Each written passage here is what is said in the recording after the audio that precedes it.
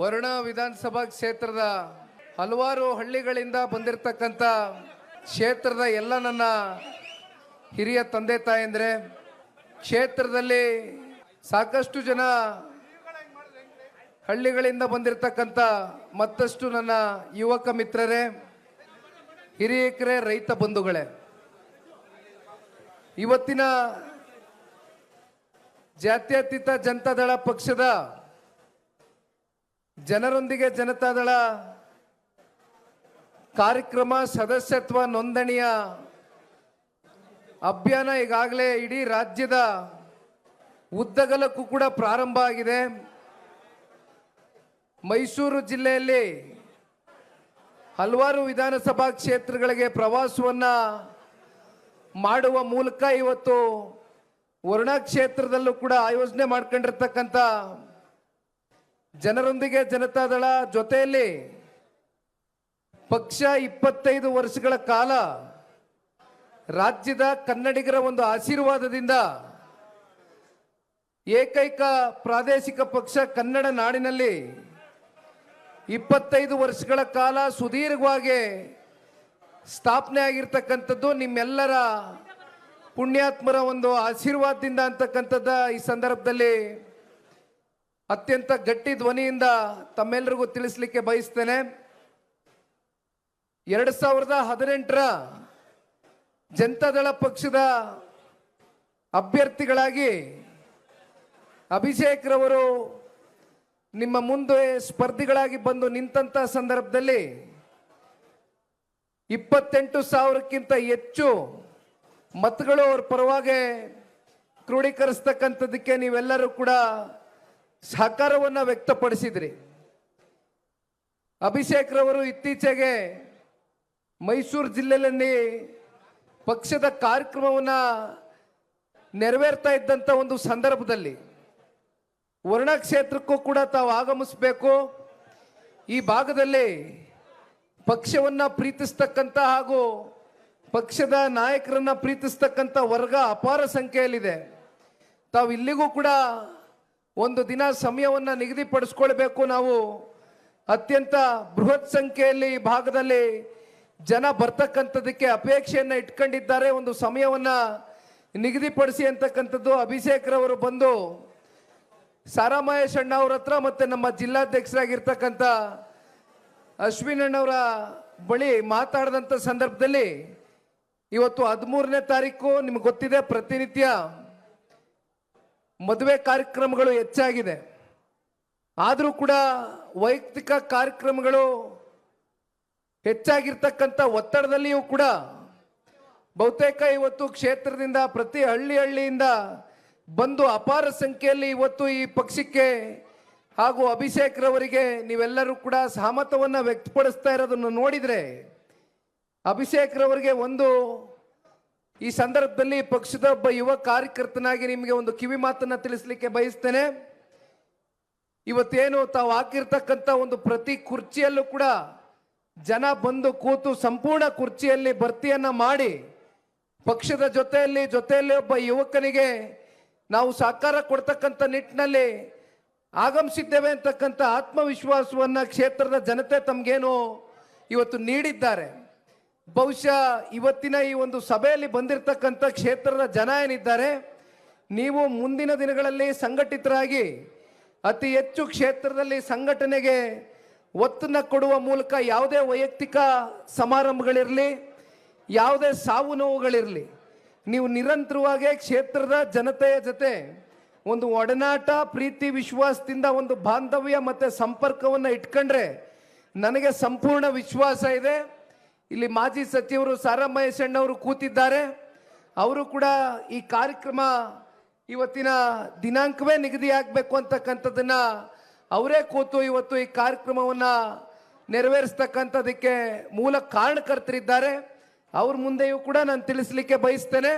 ಇವತ್ತೇನು ಜನ ಇಲ್ಲಿ ಬಂದಿದ್ದಾರೆ ಇವತ್ತು ಜನರೊಂದಿಗೆ ಜನತಾದಳ ಕಾರ್ಯಕ್ರಮಕ್ಕೆ, ಇನ್ನು 10 ಪಟ್ಟು ಜನ ಮುಂದಿನ ದಿನಗಳಲ್ಲಿ ನೀವು ಯಾವ ರೀತಿ ಅವ್ರ ಜೊತೆ ನಡ್ಕೊಳ್ತೀರಿ ಅದನ್ನು ಜನ ಸೂಕ್ಷ್ಮವಾಗಿ ಗಮನಿಸಿ ಇನ್ನೂ ದೊಡ್ಡ ಅಪಾರ ಸಂಖ್ಯೆಯಲ್ಲಿ ನಿಮಗೆ ಬಂದು ಆಶೀರ್ವಾದ ಮಾಡ್ತಕ್ಕಂಥ ದಿನ ಭಾಳ ದೂರ ಇಲ್ಲ. ದಯಮಾಡಿ ತಾವು ಹೆದರ್ತಕ್ಕಂಥದ್ದಾಗಬಾರ್ದು. ಕಾರಣ ನಿಮ್ಮ ಮನಸ್ಸಿನಲ್ಲಿ ಒಂದು ಭಯ ಇರ್ಬೋದು, ಒಂದು ಆತಂಕ ಇರ್ಬೋದು. ಕರ್ನಾಟಕ ರಾಜ್ಯದ ಮಾನ್ಯ ಮುಖ್ಯಮಂತ್ರಿಗಳ ಕ್ಷೇತ್ರದಲ್ಲಿ ನಾನು ಯಾವ ರೀತಿ ಸಂಘಟನೆಯನ್ನು ಮಾಡ್ಬೋದು, ಯಾವ ರೀತಿ ಜನ ನನ್ನನ್ನು ಸ್ವೀಕಾರ ಮಾಡ್ತಾರೆ ಅಂತಕ್ಕಂಥ ಮನಸ್ಸಿನಲ್ಲಿ ನಿಮ್ಮಲ್ಲಿ ಏನಾದರೂ ದ್ವಂದ್ವದ ಏನಾದರೂ ಗೊಂದಲಗಳು ಇದ್ದರೆ ದಯವಿಟ್ಟು ತತ್ಕ್ಷಣ ಇದನ್ನ ಬದಿಗಿಟ್ಟು ಇಲ್ಲಿ ಸೇರಿರ್ತಕ್ಕಂಥ ಪುಣ್ಯಾತ್ಮರನ್ನ ನೋಡಿ. 100ಕ್ಕೆ 100 ತಮಿಳುನಾಡಿನಲ್ಲಿ ಏನಾಯಿತು, ಮುಖ್ಯಮಂತ್ರಿಗಳ ಸ್ವಂತ ಕ್ಷೇತ್ರದಲ್ಲಿ ಒಬ್ಬ ಯುವಕ ಬಂದು ಗೆದ್ದಂಥದ್ದನ್ನು ನೋಡಿದ್ದೇವೆ. ಇದು ಪ್ರಜಾಪ್ರಭುತ್ವದಲ್ಲಿ ಬದಲಾವಣೆ ಅಂತಕ್ಕಂಥದ್ದು ಆಯಾ ಕಾಲಘಟ್ಟದಲ್ಲಿ ಜನ ತೀರ್ಮಾನ ಮಾಡ್ತಾರೆ, ಜನ ನಿರ್ಣಯ ಮಾಡ್ತಾರೆ. ಯಾರು ಕ್ಷೇತ್ರದ ಅಭಿವೃದ್ಧಿಯ ಪರವಾಗಿ ಬಂದು ನಿಂತಿದ್ದಾನೆ ಅಂತಕ್ಕಂಥದ್ದನ್ನ ಸಾಬೀತು ಮಾಡಬೇಕು ಅಂದರೆ ಮೊದಲು ನೀವು ಕ್ಷೇತ್ರದ ಜನತೆಯ ಜೊತೆ ಚುನಾವಣೆ ಸೋತಿದ್ದೀವಿ ಅಂತಕ್ಕಂಥದ್ದನ್ನ ನೀವು ತಲೆನಲ್ಲಿ ಇಟ್ಕೊಂಡು ಮನೆಯಲ್ಲಿ ಕೂತ್ರೆ ಯಾವುದೇ ಕಾರಣಕ್ಕೂ ಜನರ ಮನಸ್ಸನ್ನ ಗೆಲ್ಲಿಕ್ಕಾಗೋದಿಲ್ಲ. ಬದಲಾಗಿ ಚುನಾವಣೆಯ ಸೋಲು ಗೆಲುವು ಏನೇ ಇರ್ಬೋದು ಅದನ್ನು ಸಮಚಿತ್ತವಾಗಿ ಸಮತೋಲನೆಯಲ್ಲಿ ತಗೊಂಡು ಹೋಗ್ತಕ್ಕಂಥದ್ದು ಆಗಬೇಕಾಗ್ತದೆ. ಯುವಕರಿದ್ದೀರಿ, ನಿಮ್ಮಲ್ಲಿ ಇನ್ನೂ ದುಡಿತಕ್ಕಂಥ ಒಂದು ಇಚ್ಛಾಶಕ್ತಿಯನ್ನು ಬೆಳೆಸ್ಕೊಳ್ಳಿ.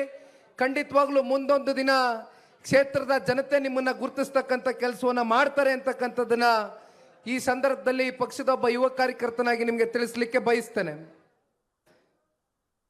ನಾನು ಪ್ರಾರಂಭದಲ್ಲಿ ಮಾತಾಡಬೇಕಾದ್ರೆ ತಮಗೆ ಹೇಳ್ತಾ ಇದ್ದೆ, 25 ವರ್ಷಗಳ ಕಾಲ ಕನ್ನಡ ನಾಡಿನಲ್ಲಿ ಕನ್ನಡದ ನೆಲ ಜಲ ಭಾಷೆ ಮತ್ತೆ ಕನ್ನಡದ ಅಸ್ಮಿಯತೆಗೋಸ್ಕರ ಹೋರಾಟ ಮಾಡಿರ್ತಕ್ಕಂಥ ಜಾತ್ಯತೀತ ಜನತಾದಳ ಪಕ್ಷವನ್ನು ತಾವೆಲ್ಲರೂ ಕೂಡ ನಿರಂತರವಾಗಿ ಬೆಂಬಲಿಸ್ಕೊಂಡು ಬಂದಿದ್ದೀರಿ. ನಾವೆಲ್ಲ ನೋಡ್ತಾ ಇದ್ದೇವೆ ಇತ್ತೀಚಿನ ದಿನಗಳಲ್ಲಿ ಪಕ್ಷದಿಂದ ರಾಜಕೀಯವಾಗಿ ಬೆಳೆದು ಉಂಡು ತಿಂದು ಬೆಳೆದಂಥ ಮನೆಗೆ ಕೊನೆಗೆ ಅವರ ರಾಜಕೀಯದ ಒಂದು ಲೆಕ್ಕಾಚಾರದ ಹಿನ್ನೆಲೆಯಲ್ಲಿ ಪಕ್ಷವನ್ನು ತ್ಯಜಿಸಿ ಹೋಗಿ ಇವತ್ತು ಸದನದ ಒಳಗಡೆ ಅಂದರೆ ವಿಧಾನಸೌಧದ ಕಲಾಪದ ಒಳಗಡೆ ಯಾವ್ಯಾವ ರೀತಿ ಚರ್ಚೆಗಳು ನಡೀತಾ ಇದೆ ಅಂತಕ್ಕಂಥದ್ದು ಒಬ್ಬ ಪಕ್ಷದ ಕಾರ್ಯಕರ್ತನಾಗಿ ನಾನೆಲ್ಲವೂ ಕೂಡ ಸೂಕ್ಷ್ಮವಾಗಿ ಗಮನಿಸ್ತಾ ಇದ್ದೇನೆ. ಪಕ್ಷದ ಕಾರ್ಯಕರ್ತರಲ್ಲಿ ಒಂದು ಮಾತನ್ನ ತಿಳಿಸ್ಲಿಕ್ಕೆ ಬಯಸ್ತೇನೆ. ಯಾರು ಇವತ್ತು ಜನತಾದಳ ಪಕ್ಷದ ಸಂಖ್ಯೆಯ ಬಲದ ಬಗ್ಗೆ ಬಹಳ ಲಘುವಾಗಿ ಚರ್ಚೆಯನ್ನ ಮಾಡ್ತಾ ಇದ್ದಾರೆ, ಒಂದು ವಿಚಾರ ನಾನು ಇವತ್ತು ನಿಮ್ಮ ಮುಂದೆ ಇಡ್ಲಿಕ್ಕೆ ಬಯಸ್ತೇನೆ. 2004ರಿಂದ ಅಂದ್ರೆ ಸರಿಸುಮಾರು 2 ದಶಕಗಳು ಕಳೆದಿದೆಯಣ್ಣ. ಕಳೆದ 2 ದಶಕದಲ್ಲಿ 20 ವರ್ಷದಿಂದ 54 ಜನ ಜನತಾದಳ ಪಕ್ಷದಿಂದ ಶಾಸಕ ಸ್ಥಾನವನ್ನು ಅನುಭವಿಸಿ ಪಕ್ಷವನ್ನ ಬಿಟ್ಟು ಮತ್ತೊಂದು ರಾಷ್ಟ್ರೀಯ ಪಕ್ಷಕ್ಕೆ ಅವರವರ ರಾಜಕೀಯದ ಲೆಕ್ಕಾಚಾರದ ಲಾಭ ನಷ್ಟದ ಲೆಕ್ಕಾಚಾರದ ತೀರ್ಮಾನಗಳು ತಗೊಂಡಂತ ಸಂದರ್ಭದಲ್ಲಿಯೂ ಕೂಡ ಪಕ್ಷ ಇವತ್ತು ಇಷ್ಟು ಸದೃಢವಾಗಿ ಗಟ್ಟಿಯಾಗಿ ಉಳಿದಿದೆ ಅಂತಕ್ಕಂಥದ್ದು ಈ ಸಂದರ್ಭದಲ್ಲಿ ಯಾರಿಗಾದ್ರೂ ಅದರ ಒಂದು ಯಶಸ್ಸು ಸಂಪೂರ್ಣವಾಗಿ ಸಿಕ್ಕಬೇಕು ಅಂದ್ರೆ ಅದು ಪಕ್ಷದಲ್ಲಿ ಯಾವುದೇ ಹಳ್ಳಿಗಳಲ್ಲಿ ಯಾವುದೇ ಆಸೆಗಳು ಆಕಾಂಕ್ಷೆಗಳು ಇಟ್ಕೊಳ್ದಿರ ನಿಸ್ವಾರ್ಥವಾಗಿ ಜನತಾದಳ ಪಕ್ಷ ಉಳಿಬೇಕು, ಒಂದು ಪ್ರಾದೇಶಿಕ ಪಕ್ಷ ಉಳಿಬೇಕು, ರೈತರ ಪರವಾಗಿ ಧ್ವನಿಯಾಗಿ ಕೆಲಸ ಮಾಡ್ತಾ ಇರ್ತಕ್ಕಂಥ ದೇವೇಗೌಡರು ಸಾಹೇಬರು ಕಟ್ಟಿರ್ತಕ್ಕಂಥ ಪಕ್ಷ ಉಳಿಬೇಕು ಅಂತಕ್ಕಂಥ ಹೋರಾಟದ ಛಲದಿಂದ ನಮ್ಮ ಪಕ್ಷದ ಕಾರ್ಯಕರ್ತ ಬಂಧುಗಳು ನಿಸ್ವಾರ್ಥ ಸೇವೆ ಇವತ್ತು ಇಡೀ ರಾಜ್ಯದ ಉದ್ದಗಲಕ್ಕೂ ಏನು ಸಲ್ಲಿಸ್ತಾ ಇದ್ದಾರೆ. ನೀವ್ಯಾರು ಕೂಡ ಧೃತಿಗೆಡ್ತಕ್ಕಂಥ ಪರಿಸ್ಥಿತಿ ಇವತ್ತು ನಮ್ಮ ಕಣ್ಣು ಮುಂದೆ ಬಂದು ನಿಂತಿಲ್ಲ. ಹೀಯಾಳಿಸ್ತಕ್ಕಂಥವ್ರು ಬಹಳ ಜನ ಇದ್ದಾರೆ, ಅಪಹಾಸ್ಯ ಮಾಡ್ತಕ್ಕಂಥವ್ರು ಬಹಳ ಜನ ಇದ್ದಾರೆ. ಅವ್ರು ಮರ್ತಿರ್ಬೋದು ಅವ್ರು ಬಂದಂಥ ರಾಜಕೀಯ ದಾರಿ ಏನಿದೆ. ಬಹುಶಃ ಇವತ್ತು ಈ ಕ್ಷೇತ್ರದಲ್ಲಿ ಬಂದು ನಿಂತು ನಾವು ಮಾತನಾಡಬೇಕಾದ್ರೆ ನಿಮ್ಮೆಲ್ರಿಗೂ ಗೊತ್ತಿದೆ ನಾನು ಯಾರ ಬಗ್ಗೆ ಮಾತನಾಡ್ತಾ ಇದ್ದೇನೆ ಅಂತ. ಮುಖ್ಯಮಂತ್ರಿಗಳು ಮಾತೆತ್ತಿದ್ರೆ ನಾನು ಅಹಿಂದ ನಾಯಕ ಅಂತಕ್ಕಂಥದ್ದನ್ನ ಮಾತನಾಡ್ತಾರೆ. ನಾನು ಸಮಾಜವಾದಿ, ಹಿಂದುಳಿರ್ತಕ್ಕಂಥವ್ರಿಗೆ ಚಾಂಪಿಯನ್ ಲೀಡರ್ ಅಂತಕ್ಕಂಥದ್ದನ್ನ ಹೇಳ್ತಾರೆ. ಆದರೆ ನಿಮ್ಮನ್ನ ಆ ಚಾಂಪಿಯನ್ ಲೀಡರ್ ಅಂತಕ್ಕಂಥದ್ದನ್ನ ನಿಮ್ಮನ್ನ ನೀವು ಕರ್ಕೊಳ್ತಕ್ಕಂಥದ್ದಕ್ಕೆ ಅದಕ್ಕೆ ರಾಜಕೀಯವಾಗಿ ನಿಮ್ಮನ್ನ ಗುರುತಿಸಿ ಶಕ್ತಿ ತುಂಬಿಸಿದಂಥ ನಾಯಕರು ಯಾರು, ಪಕ್ಷ ಯಾವುದು ಅಂತಕ್ಕಂಥದ್ದನ್ನ ಬಹುಶಃ ಅವರು ನಡೆದು ಬಂದಂಥ ಒಂದು ದಾರಿಯನ್ನ ಮರ್ತಿದ್ದಾರೆ ಅಂತಕ್ಕಂಥದ್ದನ್ನ ಬಹುಶಃ ಈ ಸಂದರ್ಭದಲ್ಲಿ ಬಹಳ ಬೇಸರದಿಂದ ಹೇಳಬೇಕಾಗ್ತದೆ. ಯಾಕೆಂದ್ರೆ ಇವತ್ತೇನು ಮಾನ್ಯ ಮುಖ್ಯಮಂತ್ರಿಗಳಾಗಿ ಕರ್ನಾಟಕ ರಾಜ್ಯದಲ್ಲಿ 2ನೇ ಬಾರಿ ಮುಖ್ಯಮಂತ್ರಿಗಳ ಪಟ್ಟದಲ್ಲಿ ಆ ಸ್ಥಾನದಲ್ಲಿ ಬಂದು ಕೂತಿದ್ದಾರೆ. ಈ ಸ್ಥಾನಕ್ಕೆ ಬಂದು ಅವರು ಕೂರ್ಲಿಕ್ಕೆ ಬಹುಮುಖ್ಯವಾಗಿ ಪಾತ್ರಧಾರಿಗಳಾದಂಥವರು ಅವ್ರನ್ನ ರಾಜಕೀಯ ಜೀವನದಲ್ಲಿ ಮಾರ್ಗದರ್ಶನವನ್ನ ನೀಡುತ್ತಾ ಅವರ ಜೊತೆಯಲ್ಲಿ ಪ್ರತಿಯೊಂದು ವಿಚಾರದಲ್ಲಿನೂ ಬೆಂತಟ್ತಾ ಬಹಳ ಜನ ಅಗ್ರಗಣ್ಯ ನಾಯಕರುಗಳು ಜನತಾ ಪರಿವಾರದಲ್ಲಿ ಹಿಂದೆ ಇದ್ರು. ಆದರೆ ಅದರ ಮಧ್ಯೆ ಸನ್ಮಾನ್ಯ ಮಾಜಿ ಪ್ರಧಾನಮಂತ್ರಿಗಳು ಪಕ್ಷದ ವರಿಷ್ಠರು ದೇವೇಗೌಡರು ಸಾಹೇಬರು ಅವತ್ತು ತಗೊಂಡಂತ ಒಂದು ತೀರ್ಮಾನ ಇತ್ತಲ್ಲ, ಬಹುಶಃ ಅವ್ರು ಮರ್ತಿರ್ಬೋದು. ಅವ್ರ ಕೈನಲ್ಲಿ ಬಡ್ಜೆಟ್ ಅನ್ನ ಮಂಡನೆ ಮಾಡಿಸ್ತಕ್ಕಂಥದ್ದಕ್ಕೆ ಇವತ್ತೇನು 17ನೇದೋ 18ನೇದೋ ದಾಖಲೆ ಪ್ರಮಾಣದ ಬಡ್ಜೆಟ್ ನ ಮಂಡನೆ ಮಾಡ್ತಾ ಇದ್ದೀನಿ ಅಂತಕ್ಕಂಥ ಬೆನ್ನನ್ನ ತಟ್ಕೊಳ್ತಕ್ಕಂಥ ಮಾನ್ಯ ಮುಖ್ಯಮಂತ್ರಿಗಳಿದ್ದಾರೆ. ಅವತ್ತು ಸನ್ಮಾನ್ಯ ದೇವೇಗೌಡರು ಸಾಹೇಬರು ಬಡ್ಜೆಟ್ ಅನ್ನ ಮಂಡನೆ ನಿಮ್ಮ ಕೈಯಲ್ಲಿ ಮಾಡಿಸದೆ ಹೋಗಿದ್ರೆ ಇವತ್ತು ಈ ರಾಜ್ಯದಲ್ಲಿ ನೀವು ಮುಖ್ಯಮಂತ್ರಿಗಳಾಗ್ಲಿಕ್ಕೆ ಆಗ್ತಾ ಇತ್ತ? ನೀವೇನು ನಿಮ್ಮನ್ನ ನೀವು ಆರ್ಥಿಕ ತಜ್ಞ ಅಂತಕ್ಕಂಥದ್ದನ್ನ ನೀವು ಬಿಂಬಿಸ್ತೀರಿ, ಆ ಸ್ಥಾನ ಇವತ್ತು ನಿಮ್ಗೆ ದೊರಕಲಿಕ್ಕೆ ಆಗ್ತಾ ಇತ್ತ? ಯಾವ ಒಂದು ಪಕ್ಷ ನಿಮ್ಗೆ ಉಪಮುಖ್ಯಮಂತ್ರಿ ಸ್ಥಾನದ ಪಟ್ಟದವರೆಗೂ ಕೊಂಡೊಯ್ತು, ಅಂತ ಪಕ್ಷದ ಬಗ್ಗೆ ಅಂತ ಪಕ್ಷದ ನಾಯಕರ ಬಗ್ಗೆ ಸದನದ ಒಳಗಡೆ ನಿಂತ್ಕೊಂಡು ಈಗಾಗಲೇ 17ಕ್ಕೆ ಕುಸ್ತೋಗಿದೆ ಜನತಾದಳ ಪಕ್ಷ, ಮುಂದೊಂದು ದಿನ ಸಿಂಗಲ್ ಡಿಜಿಟ್ಗೆ ಬರ್ತದೆ ಅಂತಕ್ಕಂಥ ಅಪಹಾಸ್ಯವನ್ನ ಮಾಡಿದ್ದಾರೆ. ಮಾನ್ಯ ಮುಖ್ಯಮಂತ್ರಿಗಳು ಪ್ರತಿನಿಧಿಸ್ತಕ್ಕಂಥ ಈ ಒಂದು ಕ್ಷೇತ್ರದಲ್ಲಿ ಇವತ್ತು ನಿಂತ್ಕೊಂಡು ಒಬ್ಬ ಪಕ್ಷದ ಯುವ ಕಾರ್ಯಕರ್ತನಾಗಿ ಈ ಸವಾಲನ್ನ ಸ್ವೀಕಾರ ಮಾಡಲಿಕ್ಕೆ ಬಯಸ್ತೇನೆ. ಮಾನ್ಯ ಮುಖ್ಯಮಂತ್ರಿಗಳೇ, ಯಾವ 2004ರ ಗಡಿಯಲ್ಲಿ 58 ಶಾಸಕರನ್ನ ಜನತಾದಳ ಪಕ್ಷ ಹೊಂದಿತ್ತು, ಬಹಳ ಜನ ಈ ಪಕ್ಷವನ್ನ ಅವರವರ ರಾಜಕೀಯ ಸ್ವಾರ್ಥಕ್ಕೆ ಅವರವರ ರಾಜಕೀಯದ ಲೆಕ್ಕಾಚಾರಕ್ಕೆ ಪಕ್ಷವನ್ನ ಬಳಸ್ಕೊಂಡು ಹೋದಂಥದ್ದನ್ನ ಒಂದು ಇತಿಹಾಸವನ್ನ ನಾವು ನೋಡಿದ್ದೇವೆ. 54 ಜನ ಸಂಖ್ಯೆ ನಾನು ಹೇಳಿದೆ ಶಾಸಕರಾಗಿದ್ರು ಅಂತ ಬಿಟ್ಟೋದ್ರು ಪಕ್ಷವನ್ನ. ಆದ್ರೆ ಇವತ್ತು ಪಾರ್ಟಿ ಉಳಿದಿದೆ. ಪಕ್ಷವನ್ನ ಕಟ್ಟಿ ನಿಮ್ಮ ಎದುರುಗಡೆನೆ ಬೆಳೆಸಿ 2004ರಲ್ಲಿ ನೀವಿದ್ದಂಥದ್ದ ಸಂದರ್ಭದಲ್ಲಿ 58 ಸ್ಥಾನ ಪಕ್ಷ ಏನ್ ಪಡೀತೋ ಅದಕ್ಕೆ ಮೀರಿ ಒಂದು ಸ್ಥಾನ ಹೆಚ್ಚಿಗೆನಾದ್ರೂ ಜನತಾದಳ ಪಕ್ಷದ ಕಾರ್ಯಕರ್ತರು ಜನತಾದಳ ಪಕ್ಷಕ್ಕೆ ಹಾಗೂ ರಾಜ್ಯದ ಕನ್ನಡ ನಾಡಿನ 7.5 ಕೋಟಿ ಕನ್ನಡಿಗರ ಒಂದು ಆಶೀರ್ವಾದದಿಂದ ಮತ್ತೊಮ್ಮೆ 2028ಕ್ಕೆ ಜನಪರವಾದಂತ ಸರ್ಕಾರವನ್ನ ಜನರಿಗೋಸ್ಕರ NDA ಮಿತ್ರಕೂಟದ ಸರ್ಕಾರವನ್ನ ರಚನೆ ಮಾಡತಕ್ಕಂಥ ಸವಾಲನ್ನ ಸ್ವೀಕಾರ ಮಾಡಿ ನಮ್ಮ ಪಕ್ಷದ ಕಾರ್ಯಕರ್ತರು ರಾಜ್ಯದ ಮೂಲ ಮೂಲೆಯಲ್ಲೂ ಕೂಡ ಓಡಾಡ್ತಾರೆ ಅಂತಕ್ಕಂಥದ್ದು ನನಗೆ ಸಂಪೂರ್ಣ ಆತ್ಮವಿಶ್ವಾಸ ಇದೆ. ತಾವೆಲ್ಲ ನೋಡಿದಿರಿ ಎಷ್ಟು ಜನ ಪ್ರಾದೇಶಿಕ ಪಕ್ಷವನ್ನ ಕಟ್ಲಿಕ್ಕೆ ಹೋದ್ರು. ಇದೇ ಮಾನ್ಯ ಮುಖ್ಯಮಂತ್ರಿಗಳು ಒಂದು ಪ್ರಾದೇಶಿಕ ಪಕ್ಷವನ್ನ ಸ್ಥಾಪನೆ ಮಾಡಿದ್ರು. ಯಾತಕ್ಕೋಸ್ಕರ ನೀವು ಪ್ರಾದೇಶಿಕ ಪಕ್ಷ ಸ್ಥಾಪನೆ ಮಾಡಿದ್ರಿ? ರಾಜಕೀಯದಲ್ಲಿ ಅಧಿಕಾರಕ್ಕೋಸ್ಕರ ಕುರ್ಚಿಗೋಸ್ಕರ ರಾಜಕೀಯ ಪಕ್ಷವನ್ನ ಸ್ಥಾಪನೆ ಮಾಡಿದ್ರಿ. ಏನಾಯ್ತು ನಿಮ್ಮ ಪಕ್ಷ? ಅಂತಿಮವಾಗಿ ಮತ್ತೊಂದು ರಾಷ್ಟ್ರೀಯ ಪಕ್ಷಕ್ಕೆ ಹೋಗಿ ಗುಲಾಮರಾಗಿ ಸೆರೆಂಡರ್ ಆಗಿ ಅದನ್ನ ವಿಲೀನವನ್ನ ಮಾಡ್ಕೊಂಡಂಥವ್ರು ನಮ್ಮ ಮಾನ್ಯ ಮುಖ್ಯಮಂತ್ರಿಗಳು.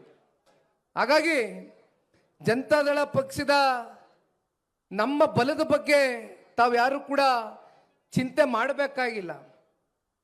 ಪಕ್ಷ ಬಹಳ ಸದೃಢವಾಗಿದೆ, ಗಟ್ಟಿಯಾಗಿದೆ. ಇದ್ರ ಮಧ್ಯೆ ಇಲ್ಲಿ ಬಹಳ ಜನ ಕ್ಷೇತ್ರದಲ್ಲಿ ಸರ್ವ ಜನಾಂಗದ ಶಾಂತಿಯ ತೋಟ ಅಂತಕ್ಕಂಥದ್ದು ಕುವೆಂಪುರವರು ನಮಗೇನು ಒಂದು ಹೇಳಿದ್ದಾರೆ. ಅದನ್ನ ಸನ್ಮಾನ್ಯ ಕುಮಾರಣ್ಣ ಅವರು ಸುದೀರ್ಘವಾದಂಥ ರಾಜಕಾರಣದ ಬದುಕಿನ ಉದ್ದಗಲಕ್ಕೂ ಕೂಡ ಚಾಚು ತಪ್ಪದಿರ ಪಾಲನೆ ಮಾಡ್ಕೊಂಡೇ ಬಂದಿದ್ದಾರೆ.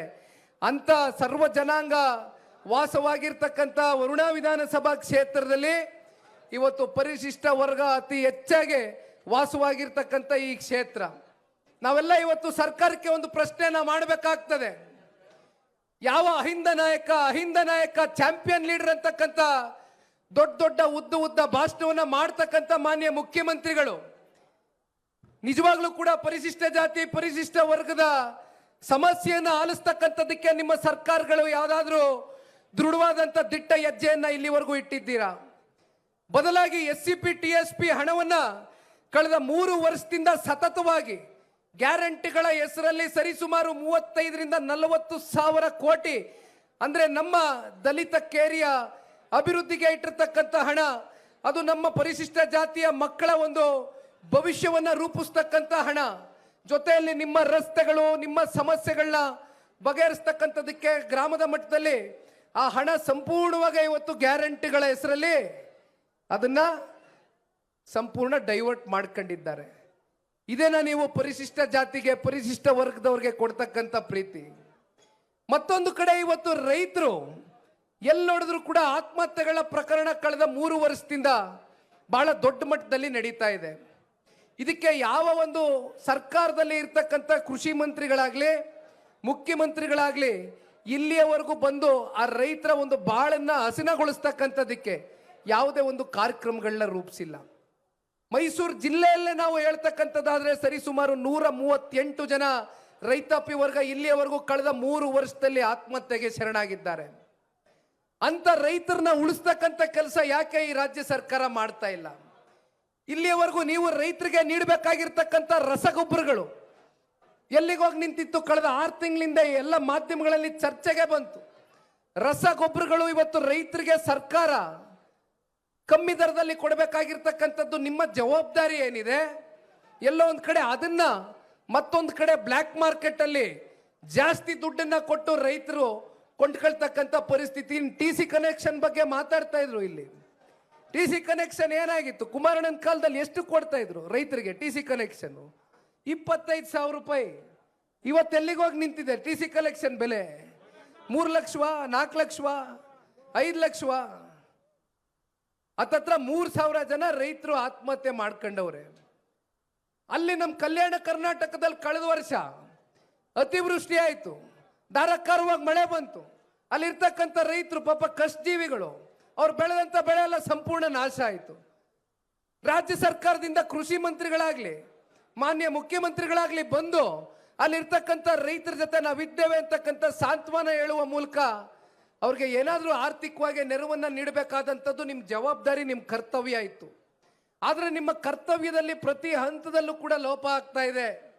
ಏನಾದರೂ ಇವತ್ತು ನಮ್ಮ ಕನ್ನಡದ ನಾಡಿನಲ್ಲಿ ನಮ್ಮ ರೈತಾಪಿ ವರ್ಗವನ್ನ ಉಳಿಸ್ತಕ್ಕಂಥ ಪ್ರಯತ್ನವನ್ನ ಇವತ್ತೇನಾದರೂ ಅತ್ಯಂತ ಅಲ್ಪ ಅವಧಿಯ ಸರ್ಕಾರದಲ್ಲಿ ಮಾಡಿರ್ತಕ್ಕಂಥ ಕೀರ್ತಿ ಯಾರಿಗಾದ್ರೂ ಸಲ್ಲಬೇಕು ಅಂದ್ರೆ ಅದು ನೀವು ಬೆಳೆಸಿರ್ತಕ್ಕಂಥ ಮಾನ್ಯ ಕುಮಾರಣ್ಣ ಅವರಿಗೆ. 25,000 ರೈತ ಕುಟುಂಬಗಳಿಗೆ ಕೇವಲ 14 ತಿಂಗಳಲ್ಲಿ ಒಂದು ಮಾತನ್ನ ಕೊಡ್ತಾರೆ. ಸಮ್ಮಿಶ್ರ ಸರ್ಕಾರದ ಒತ್ತಡಗಳು ಇದೆ, ಕಾಂಗ್ರೆಸ್ನವ್ರ ಜೊತೆಗೆ ಸರ್ಕಾರವನ್ನ ಮಾನ್ಯ ಕುಮಾರಣ್ಣ ಅವರು ರಚನೆ ಮಾಡ್ತಕ್ಕಂಥದಕ್ಕೆ ಬಂದು ಕುಮಾರಣ್ಣ ಅವರ ಮನೆ ಬಾಗಿಲು ಬಳಿ ಬಂದು ಕೂತ್ಕೊಂಡ್ರು ಕಾಂಗ್ರೆಸ್ನವರು. ಸರಿಸುಮಾರು 25,000 ಕೋಟಿ. ಈ ದೇಶದ ಇತಿಹಾಸದಲ್ಲಿ ಯಾವ್ದಾದ್ರೂ ಒಬ್ಬ ರೈತ ನಾಯಕ ರೈತರ ಸಂಕಷ್ಟವನ್ನ ಕಣ್ಣಾರೆ ಕಂಡು ರೈತರನ್ನ ಒಮ್ಮೆ ಆದ್ರೂ ಋಣಮುಕ್ತರಾಗಿ ಮಾಡಬೇಕು ಅಂತಕ್ಕಂಥ ದೃಢ ತೀರ್ಮಾನವನ್ನು ತಗೊಂಡಂಥದ್ದು ನೀವು ಬೆಳೆಸಿರ್ತಕ್ಕಂಥ, ನೀವು ಹರಿಸಿರ್ತಕ್ಕಂಥ ಸನ್ಮಾನ್ಯ ಕುಮಾರಣ್ಣ ಅವರು ಅಂತಕ್ಕಂಥದ್ದು ಈ ಸಂದರ್ಭದಲ್ಲಿ ನಾವೆಲ್ಲರೂ ಕೂಡ ಅವ್ರು ಕೊಟ್ಟಂತ ಕಾರ್ಯಕ್ರಮವನ್ನ ಸ್ಮರಿಸ್ಕೊಳ್ಬೇಕಾಗ್ತದೆ. ಹಾಗಾಗಿ ಇವತ್ತು ಪ್ರತಿನಿತ್ಯ ಮಾತನಾಡ್ತಕ್ಕಂಥ ಈ ರಾಜ್ಯ ಸರ್ಕಾರ, ಇವತ್ತಿನ ರಾಜ್ಯ ಸರ್ಕಾರದ ಆರ್ಥಿಕ ಪರಿಸ್ಥಿತಿ ಎಲ್ಲಿ ತಲುಪಿದೆ ಅಂತಕ್ಕಂಥದ್ದು ನಾವು ಪ್ರಶ್ನೆ ಮಾಡ್ತಕ್ಕಂಥದ್ದಾದ್ರೆ ಮಾನ್ಯ ಮಾಜಿ ಸಚಿವರು ಸಾರ ಮಹೇಶ್ ಅಣ್ಣ ಅವರು ಮಾತಾಡ್ಬೇಕಾದ್ರೆ ಹೇಳ್ತಾ ಇದ್ರು, ಇವತ್ತು ಗ್ಯಾರಂಟಿಗಳದು ಸಂಪೂರ್ಣ ಅಂಕಿಅಂಶ ಇಟ್ಟು ಹೇಳಿದ್ರು. ಎಷ್ಟು ತಿಂಗಳಲ್ಲಿ ತಿಂಗಳಿಗೆ 2,000 ರೂಪಾಯಿ ಎಷ್ಟು ತಿಂಗಳಿಗೆ ಹೋಗಿ ಮುಟ್ತದೆ? ಆ ಗ್ಯಾರಂಟಿ ಹಣ ನಿಮ್ಗೆ ಎಷ್ಟು ಬಂದದೆ ನಿಮ್ಮ ಖಾತೆಗಳಿಗೆ? ಗ್ಯಾರಂಟಿಯನ್ನೇ ಮುಂದಿಟ್ಟು ಮಾತನಾಡ್ತಕ್ಕಂಥ ರಾಜ್ಯ ಸರ್ಕಾರ, ಮಾನ್ಯ ಮುಖ್ಯಮಂತ್ರಿಗಳು ನಮ್ಮ ರಾಜ್ಯವನ್ನ ಅತಿ ಹೆಚ್ಚು ಕಾಲ ಆಡಳಿತವನ್ನ ಮಾಡಿರ್ತಕ್ಕಂಥ ಕೀರ್ತಿ ಒಂದೇ ಅವ್ರಿಗೆ ಸಲ್ಲಬೇಕು. ಆದರೆ ಯಾವ ರೀತಿ ಆಡಳಿತ ಮಾಡಿದ್ರು, ಯಾವ ರೀತಿ ಜನರ ಬದುಕನ್ನ ಹಸನಗೊಳಿಸಿದ್ರು, ಯಾವ ರೀತಿ ಕಷ್ಟದಲ್ಲಿರ್ತಕ್ಕಂಥ ಧ್ವನಿ ಇಲ್ಲದೆ ಇರ್ತಕ್ಕಂಥ ಜನನ ಯಾವ ರೀತಿ ಬದುಕನ್ನ ಕಟ್ಕೊಟ್ರು ಅಂತಕ್ಕಂಥದ್ದು ಇವತ್ತು ನಾವು ಯಾರು ಕೂಡ ಪ್ರಶ್ನೆ ಮಾಡುವಂಥದ್ದಿಲ್ಲ. ಯಾಕೆಂದ್ರೆ ಅದು ಉತ್ತರವೇ ಇಲ್ಲ. ಆದರೆ ಇಷ್ಟು ವರ್ಷ ನಾನು ಹಿಂದಿದ್ದಂಥ ದಿವಂಗತ ಮಾಜಿ ಮುಖ್ಯಮಂತ್ರಿಗಳು ದೇವರಾಜು ಅರಸರವರ ರೆಕಾರ್ಡನ್ನ ಬ್ರೇಕ್ ಮಾಡಬೇಕು ಅಂತಕ್ಕಂಥದ್ದು ಮಾತ್ರ ಮಾನ್ಯ ಮುಖ್ಯಮಂತ್ರಿಗಳ ಕಲ್ಪನೆ ಆಗಿತ್ತು ಹೊರತುಪಡಿಸಿ ಯಾವುದೇ ಕನ್ನಡ ನಾಡಿನಲ್ಲಿ ನಮ್ಮ ನಾಡಿನ ಜನತೆಗೆ ಒಂದು ಸಮೃದ್ಧವಾದಂಥ ಬಾಳನ್ನ ಬಾಳ್ತಕ್ಕಂಥದ್ದಕ್ಕೆ ಒಂದು ಅವಕಾಶವನ್ನ ಕಲ್ಪಿಸ್ಕೊಡ್ಬೇಕು ಕಾರ್ಯಕ್ರಮದ ಮೂಲಕ ಅಂತಕ್ಕಂಥ ಚಿಂತನೆ ಎಂದು ಕೂಡ ಮಾನ್ಯ ಮುಖ್ಯಮಂತ್ರಿಗಳು ಮಾಡಲಿಲ್ಲ. ಬದಲಾಗಿ ನಮ್ಮ ತಲೆ ಮೇಲೆ ಪ್ರತಿಯೊಬ್ಬ ಕನ್ನಡಿಗನ ಒಬ್ಬ ಪ್ರಜೆ ಮೇಲೆ ಇರ್ತಕ್ಕಂಥ ಸಾಲದ ಹೊರೆ ಎಷ್ಟಪ್ಪ ಅಂದ್ರೆ 1,17,000 ರೂಪಾಯಿ. ಅಂದ್ರೆ ಮಾನ್ಯ ಮುಖ್ಯಮಂತ್ರಿಗಳ ಇಷ್ಟು ವರ್ಷದ ಆಡಳಿತದಲ್ಲಿ ಅತಿ ಹೆಚ್ಚು ಸಾಲವನ್ನ ಮಾಡಿರ್ತಕ್ಕಂಥ ಕೀರ್ತಿ ಯಾವುದಾದ್ರೂ ನಮ್ಮ ಕನ್ನಡ ನಾಡಿನಲ್ಲಿ ಮುಖ್ಯಮಂತ್ರಿಗಳಿಗೆ ಸೇರಬೇಕು ಅಂದ್ರೆ ಅದು ಮಾನ್ಯ ಸಿದ್ದರಾಮಯ್ಯ ಅವ್ರಿಗೆ ಸೇರಬೇಕು. ಎಷ್ಟು ಸಾಲ ಮಾಡಿದ್ದಾರಪ್ಪ ಅಂದ್ರೆ ಇವತ್ತಿರ್ತಕ್ಕಂಥ ಕಳೆದ ಸಾಲಿನ ಬಡ್ಜೆಟ್ನ ಸಾಲದ ಪ್ರಮಾಣ 8,24,000 ಕೋಟಿ. ಅದರಲ್ಲಿ ಅತಿ ಹೆಚ್ಚು ಆಡಳಿತ ಮಾಡಿರ್ತಕ್ಕಂಥದ್ದು ಸಿದ್ದರಾಮಯ್ಯ ಅವರೇ. ಸ್ವಾತಂತ್ರ್ಯ ಬಂದಾಗಿಂದ ಹಲವಾರು ಜನ ದೊಡ್ಡ ದೊಡ್ಡ ಅಗ್ರಮಾನ್ಯ ನಾಯಕರುಗಳು ರಾಜ್ಯವನ್ನು ಪ್ರತಿನಿಧಿಸಿ ಮುಖ್ಯಮಂತ್ರಿಗಳ ಪಟ್ಟವನ್ನು ಅಲಂಕರಿಸಿರ್ತಕ್ಕಂಥದ್ದು ನೋಡಿದ್ದೇವೆ. ಎಲ್ಲ ಮುಖ್ಯಮಂತ್ರಿಗಳನ್ನೂ ನೀವು ಸಾಲದ ಹೊರೆ ಎಷ್ಟು ನಮ್ಮ ತಲೆ ಮೇಲೆ ಹೆಗಲ ಮೇಲೆ ಹಾಕಿದ್ದಾರೆ ಅಂತಕ್ಕಂಥದ್ದನ್ನ ಚರ್ಚೆ ಮಾಡಿ, ಇನ್ನು ಮುಖ್ಯಮಂತ್ರಿಗಳು ಎಷ್ಟು ಸಾಲ ಮಾಡಿದ್ದಾರೆ ಅಂತಕ್ಕಂಥ ಚರ್ಚೆ ಮಾಡೋದಾದ್ರೆ 8,24,000 ಕೋಟಿಲಿ 5 ಲಕ್ಷ ಕೋಟಿಗೂ ಅಧಿಕ ಸಾಲ ಮಾನ್ಯ ಮುಖ್ಯಮಂತ್ರಿಗಳ ಕಾಲಾವಧಿನಲ್ಲಿ ಆಗಿರ್ತಕ್ಕಂಥದ್ದು. ಇದೇನಾ ಮಾನ್ಯ ಮುಖ್ಯಮಂತ್ರಿಗಳ ಸಾಧನೆ ಅಂತಕ್ಕಂಥದ್ದನ್ನ ಇವತ್ತು ಜನ ಬೀದಿ ಬೀದಿನಲ್ಲಿ ಚರ್ಚೆ ಮಾಡ್ತಾ ಇದ್ದಾರೆ. ಇವತ್ತು ಒಂದು ಅಂಶವನ್ನ ನಾನು ಬಹಳ ಹತ್ತಿರದಿಂದ ಗಮನಿಸಿರ್ತಕ್ಕಂಥದ್ದು ಏನಪ್ಪ ಅಂದ್ರೆ, ಕುಮಾರಣ್ಣ ಅವರು ಕಳೆದ ಲೋಕಸಭಾ ಚುನಾವಣೆಯ ಸಂದರ್ಭದಲ್ಲಿ ಮಂಡ್ಯದಿಂದ ಅನಿರೀಕ್ಷಿತವಾಗಿ ಚುನಾವಣೆಯಲ್ಲಿ ಸ್ಪರ್ಧೆ ಮಾಡಬೇಕಾದಂಥ ಒಂದು ಪರಿಸ್ಥಿತಿ ಅವ್ರ ಮುಂದೆ ಬಂದು ನಿಂತ್ಕೊಳ್ತು. ಆಗ ಕುಮಾರಣ್ಣ ಅವರು ಚುನಾವಣೆಯನ್ನು ಸ್ಪರ್ಧೆ ಮಾಡಾಯಿತು. ಒಂದೂವರೆ ವರ್ಷ ಕಳೆದಿದೆ.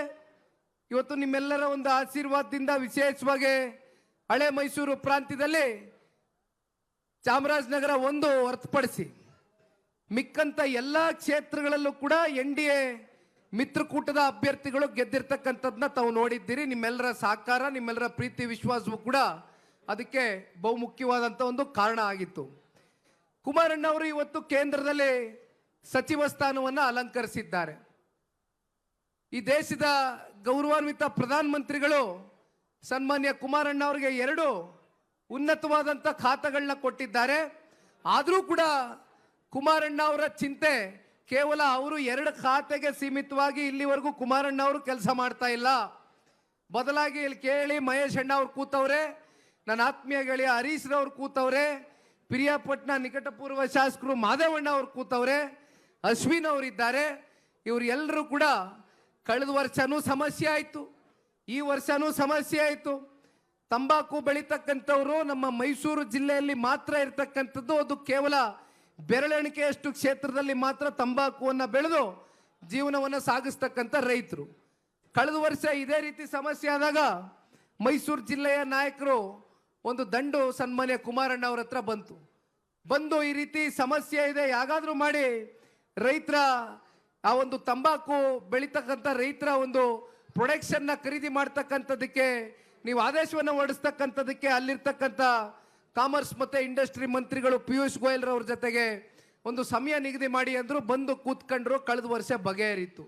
ಯಾಕಿದನ್ನು ಹೇಳ್ತಾ ಇದ್ದೀನಿ ಅಂದರೆ, ಇದು ಸನ್ಮಾನ್ಯ ಕುಮಾರಣ್ಣ ಅವರು ಕೇವಲ ಅವರ ಖಾತೆಗಳಿಗೆ ಸೀಮಿತವಾಗಿ ಇವತ್ತು ಪ್ರತಿನಿಧಿಸ್ತಾ ಇಲ್ಲ.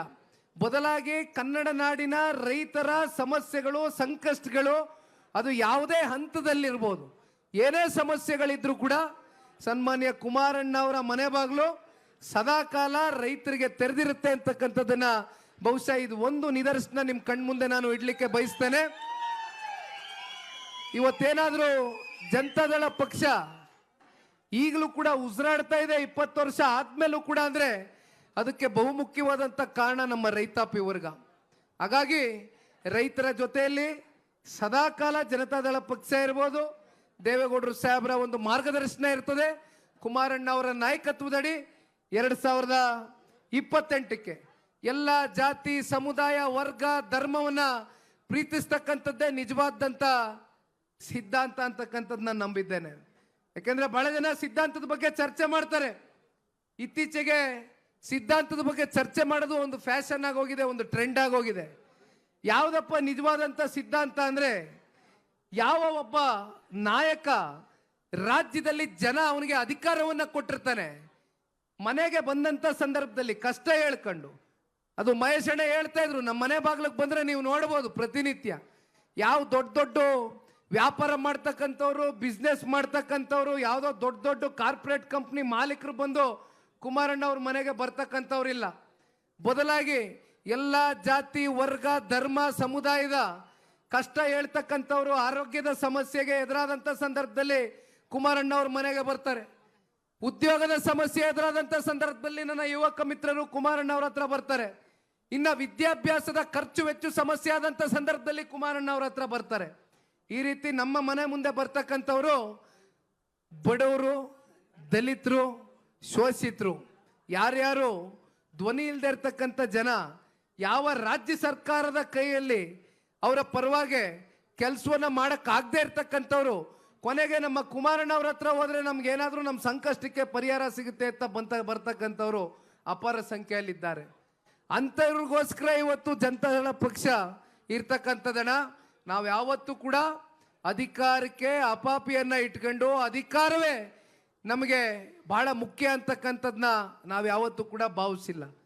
ಅಧಿಕಾರ ಕೊಟ್ಟಾಗ ತಗ್ಗಿ ಬಗ್ಗಿ ಜನರ ಪರವಾಗಿ ಸೇವೆಯನ್ನ ಮಾಡಿದ್ದೇವೆ.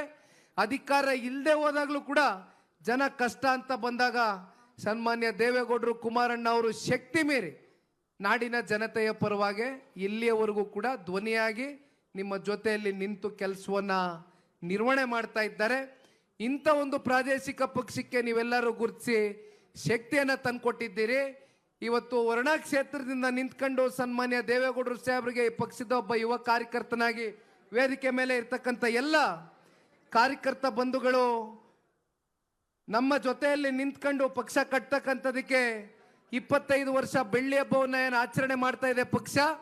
ಮತ್ತೆ 25 ವರ್ಷ ಮತ್ತಷ್ಟು ಭದ್ರವಾದಂಥ ಬುನಾದಿಯನ್ನು ಹಾಕುವ ಮೂಲಕ ಸುವರ್ಣ ಮಹೋತ್ಸವವನ್ನು ಕೂಡ ಆಚರಣೆ ಮಾಡ್ತಕ್ಕಂಥ ಶುಭ ಸಂದರ್ಭ ಬಹಳ ದೂರ ಇಲ್ಲ ಅಂತಕ್ಕಂಥದ್ದನ್ನ ಇವತ್ತು ಸನ್ಮಾನ್ಯ ದೇವೇಗೌಡರು ಸಾಹೇಬರಿಗೆ ವರ್ಣಾ ಕ್ಷೇತ್ರದಿಂದ ಒಂದು ಸಂದೇಶವನ್ನು ನಮ್ಮ ಪಕ್ಷದ ಕಾರ್ಯಕರ್ತ ಬಂಧುಗಳು ಒಂದು ಸವಾಲಾಗಿ ಸ್ವೀಕಾರ ಮಾಡಿ ಈ ಸಂದೇಶವನ್ನ 93 ವಯಸ್ಸಿನ ದೇವೇಗೌಡರು ಸಾಹೇಬರಿಗೆ ಸಾರಬೇಕು ಅಂತಕ್ಕಂಥದ್ದು ಈ ಸಂದರ್ಭದಲ್ಲಿ ನಿಮ್ಮೆಲ್ಲರಲ್ಲೂ ಕೈ ಜೋಡಿಸಿ ಮನವಿಯನ್ನು ಮಾಡ್ತಾ, ಇವತ್ತಿನ ಕಾರ್ಯಕ್ರಮಕ್ಕೆ ಬಹಳಷ್ಟು ಜನ ಮಾಧ್ಯಮದ ಸ್ನೇಹಿತರು ಕೂಡ ಆಗಮಿಸಿದ್ದೀರಿ.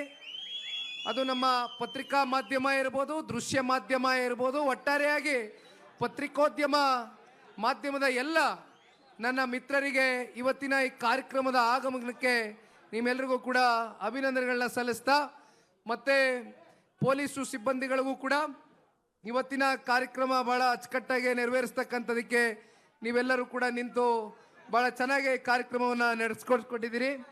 ನಮ್ಮ ಕಾರ್ಯಕರ್ತ ಬಂಧುಗಳಿಗೆ ಮತ್ತೆ ಕ್ಷೇತ್ರದಿಂದ ಬಂದಿರತಕ್ಕಂಥ ಎಲ್ಲ ನಮ್ಮ ಹಿರಿಯ ತಂದೆ ತಾಯಂದಿರುಗಳಿಗೆ ಊಟದ ವ್ಯವಸ್ಥೆ ಇವತ್ತು ಅಭಿಷೇಕ್ ರವರ ಹುಟ್ಟುಹಬ್ಬದ ಪ್ರಯುಕ್ತ ಕ್ಷೇತ್ರದ ಜನತೆಯ ಪರವಾಗಿ ಪಕ್ಷದ ಒಬ್ಬ ಯುವ ಕಾರ್ಯಕರ್ತನಾಗಿ ಅಭಿಷೇಕ್ ರವರಿಗೆ ತಾಯಿ ಚಾಮುಂಡೇಶ್ವರಿ ಎಲ್ಲ ರೀತಿ ರಾಜಕೀಯವಾಗಿ ಜನರ ಹತ್ರ ಹೋಗಿ ಜನರ ಕಷ್ಟದಲ್ಲಿ ಒಬ್ಬರು ಪಾತ್ರಧಾರರಾಗಿ ಸೇವೆಯನ್ನು ಮಾಡ್ತಕ್ಕಂಥದಕ್ಕೆ ಶಕ್ತಿಯನ್ನು ತಾಯಿ ನೀಡಲಿ ಅಂತಕ್ಕಂಥದ್ದನ್ನ ಈ ಸಂದರ್ಭದಲ್ಲಿ ಹೇಳ್ತಾ, ಮತ್ತೊಮ್ಮೆ ಇವತ್ತಿನ ಈ ಕಾರ್ಯಕ್ರಮಕ್ಕೆ ಬಂದು ಭಾಗವಹಿಸಿ ಈ ಕಾರ್ಯಕ್ರಮದ ಯಶಸ್ಸಿಗೆ ಪಾತ್ರಧಾರರಾಗಿರ್ತಕ್ಕಂಥ ಕ್ಷೇತ್ರದ ಎಲ್ಲ ಪದಾಧಿಕಾರಿಗಳು, ಕಾರ್ಯಕರ್ತರು, ಮುಖಂಡರು ಎಲ್ರಿಗೂ ಸೇರಿ ನನ್ನ ಕೋಟಿ ಕೋಟಿ ಪ್ರಣಾಮಗಳನ್ನ ಅರ್ಪಿಸುತ್ತಾ ನನ್ನ ಮಾತಿಗೆ ವಿರಾಮವನ್ನು ಕೊಡ್ತೇನೆ. ಜೈ ಹಿಂದ್, ಜೈ ಕರ್ನಾಟಕ ಮಾತು.